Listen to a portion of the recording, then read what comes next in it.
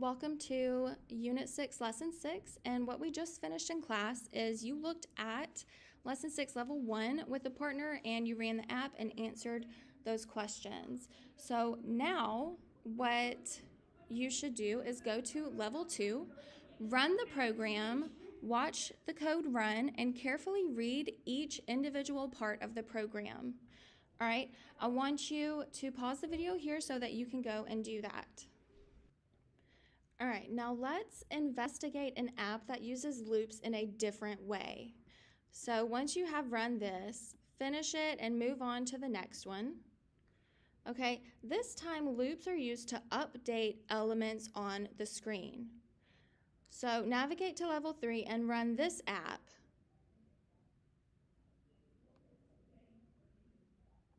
Run the program, watch the code run, and carefully read each individual part of the program.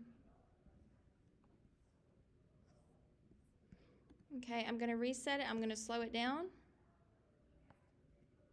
All right, it's running this.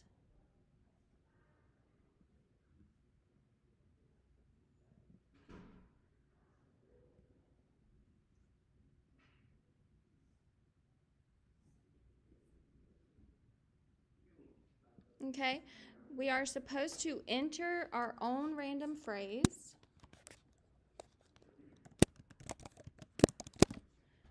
Okay, so what is happening? Every time I enter that, whenever I enter it, it goes through this iteration. It takes the text. All right. This is, which one is this?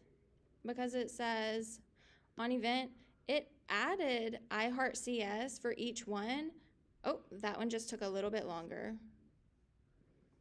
Okay. So some things that we want to talk about here.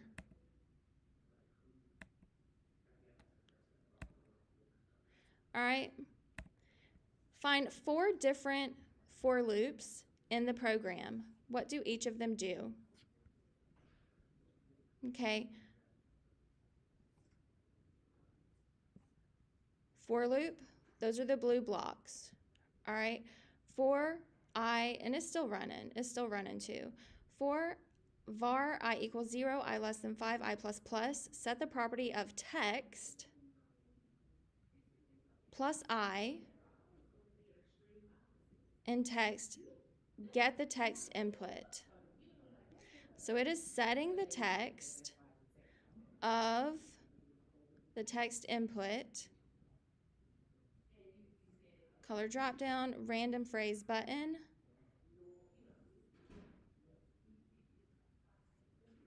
okay.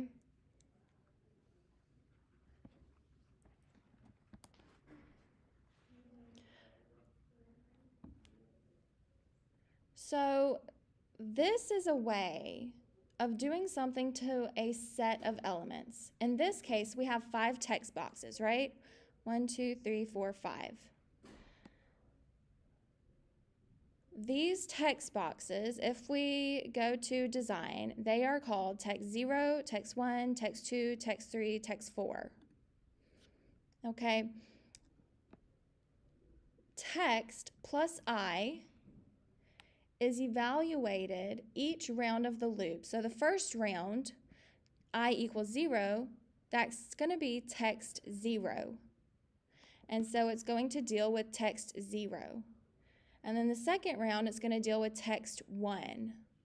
Third round, it's going to deal with text 2. Fourth round is text 3. Fifth round is text 4. Okay? What happens if you change the text box variable names? Try that and see what happens. Navigate back to the code. That's where we are. What do you need to change in the code for the program to still work? Well, you have to be consistent. Whatever I put here, or whatever I rename these text boxes, it has to be consistent as far as the actual text goes, so that way it can just add a number on the end. So I could say text box, but I have to rename it to text box 3. Okay, I have to just be consistent every single time. What happens if you change the Boolean expression I less than 5 in the for loops? If we said I less than 4, it wouldn't get down to this the fifth one. If we said I less than 3, it would stop right here instead of doing these last two. All right, so